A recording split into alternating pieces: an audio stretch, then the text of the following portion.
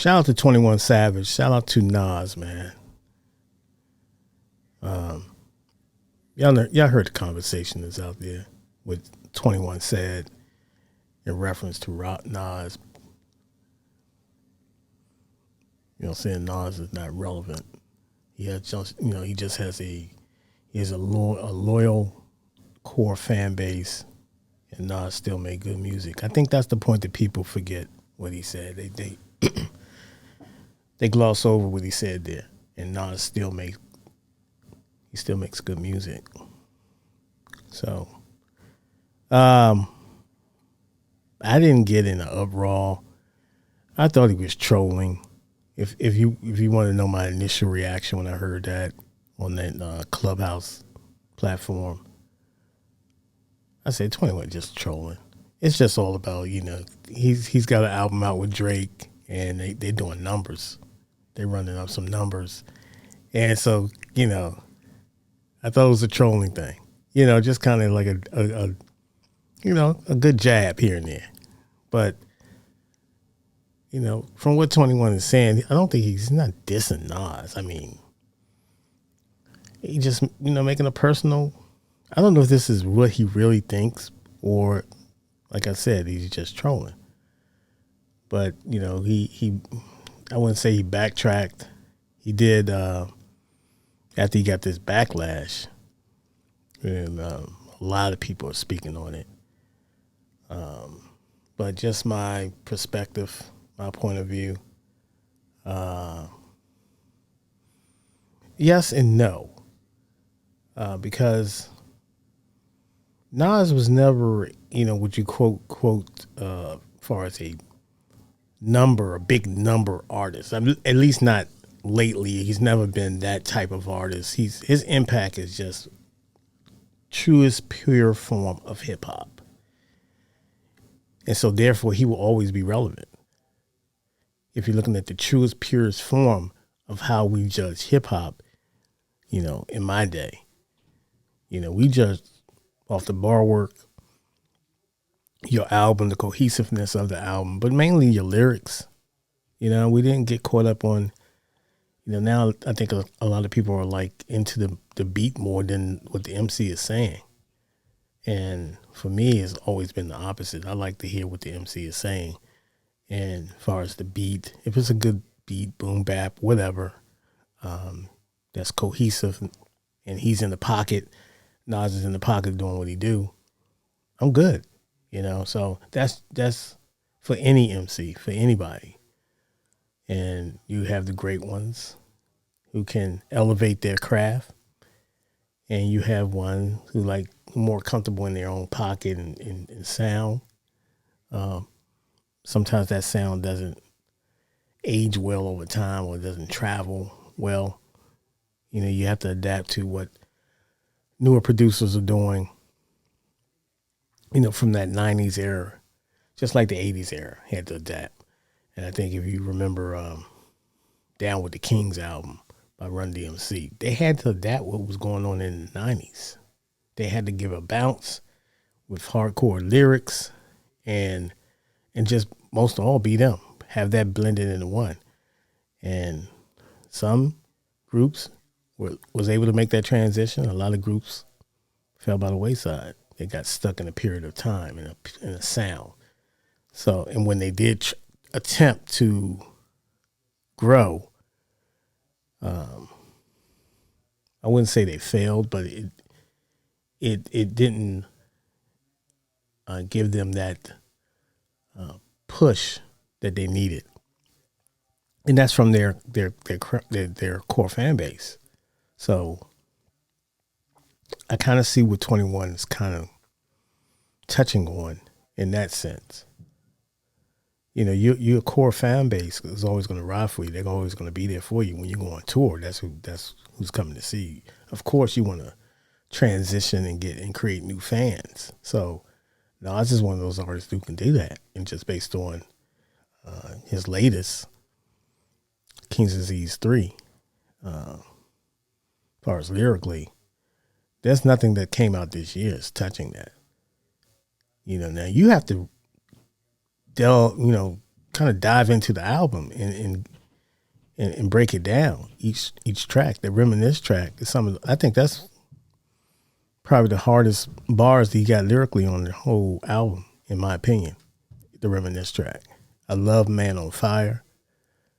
Well, I'm on Fire. I'm sorry. Shout out to Denzel Washington, that movie back in the day, Man on Fire. But his bar work on that was exceptional. Nas is an exceptional artist. He's a, you know,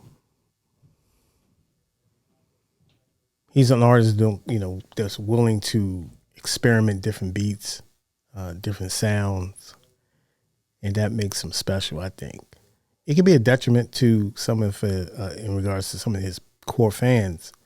They wanted to kind of stay in that '90s boom bap era, and to me, I think Nas, that boat has sailed with Nas. He'll give you something like Magic to kind of satisfy the listener, but then he does this King's Disease 2 with the production that Hit Boy done on this album. It's award winning, in my opinion. Hit Boy did his thing on this album, man. Hit Boy did his thing. The beat switches in some of the tracks,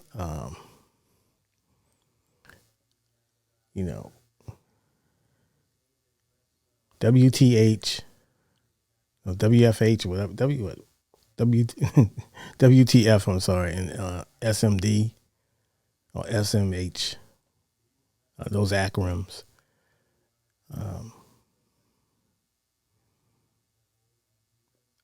The beat, the third beat in that track, a lot of people are saying that should have been the main beat. But the genius of what Hit Boy does, he brought you and transitioned you into that beat, and just all of a sudden, boom. And so that's one of the hardest songs on the album.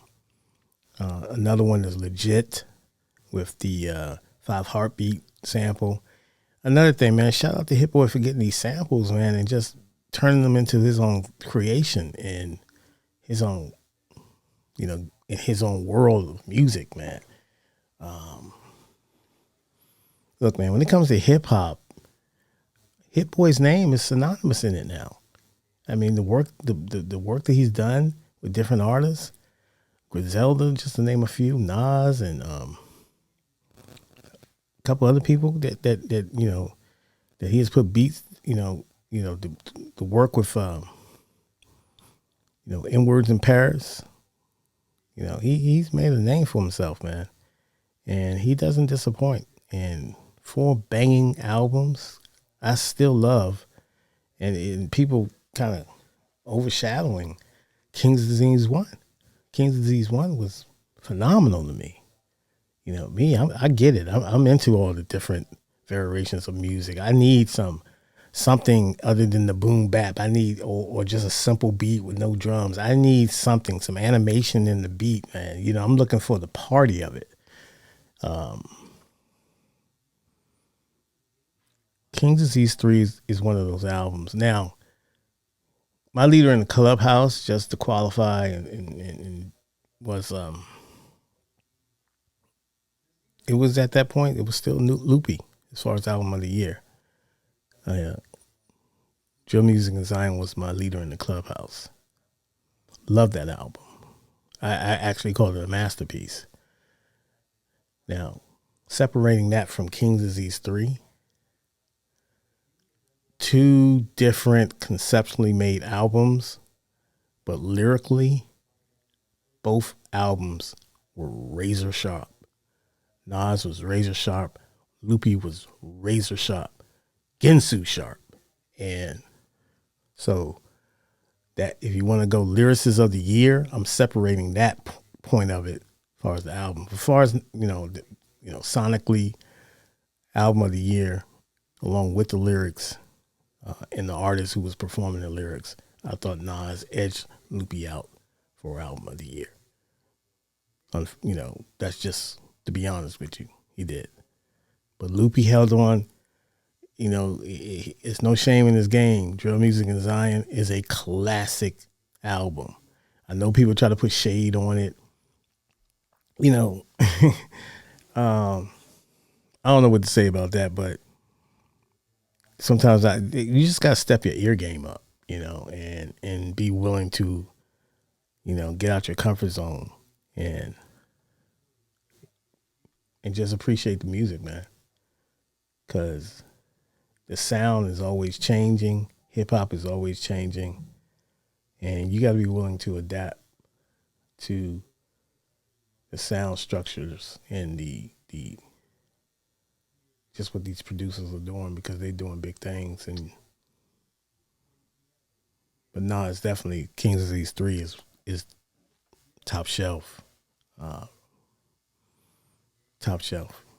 So, but that's Nas, man. So getting back to 21 Savage, I get what he was trying to say.